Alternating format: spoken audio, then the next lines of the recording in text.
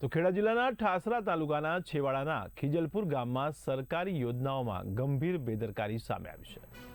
ખીજલપુરમાં સરકાર દ્વારા એક બોર બનાવવામાં આવ્યો છે, પરંતુ તેનું વીજ કનેક્શન ખુલ્લા વાંસ ઉપર લટકતું રાખવામાં આવ્યું છે, જેને લઈને ગ્રામજનોમાં ભારે રોષ ફેલાયો છે।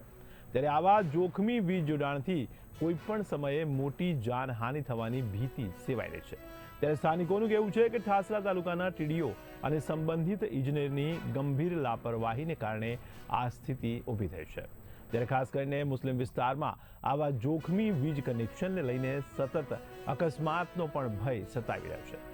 જોકે આમ છતાં પણ જવાબદાર તંત્ર આંખ આડા કાન કરીને બેઠું રહ્યું છે। ત્યારે યોજનાના કામોમાં બોર બનાવીને વીજ કનેક્શન લટકાવી રાખનાર કોન્ટ્રાક્ટરની ઘોર બેદરકારી સ્પષ્ટપણે દેખાઈ રહી છે, પરંતુ તંત્રને તે નજરે પડતું નથી। ત્યારે પાણી યોજના હોય કે આવાસ યોજના, બંનેમાં જનતાની મુશ્કેલીઓનો કોઈ અંત નથી।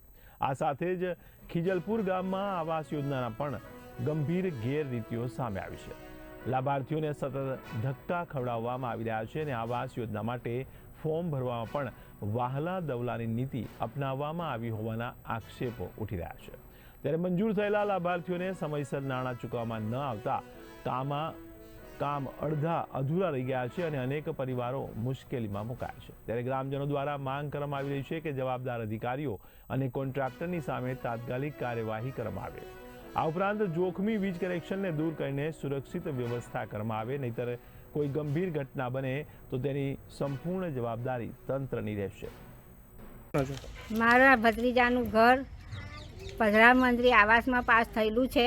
સરકાર પૈસા લઈ જાય છે, સરપંચ તલાટી, પણ કામ બનતું નથી અને આવા ઘરમાં કેમ કરીને રહી શકે? ચોમાસામાં માટીનું ઘર બે બાજુનું પડી ગયું તો હવે કેમ કરીને રહી શકે?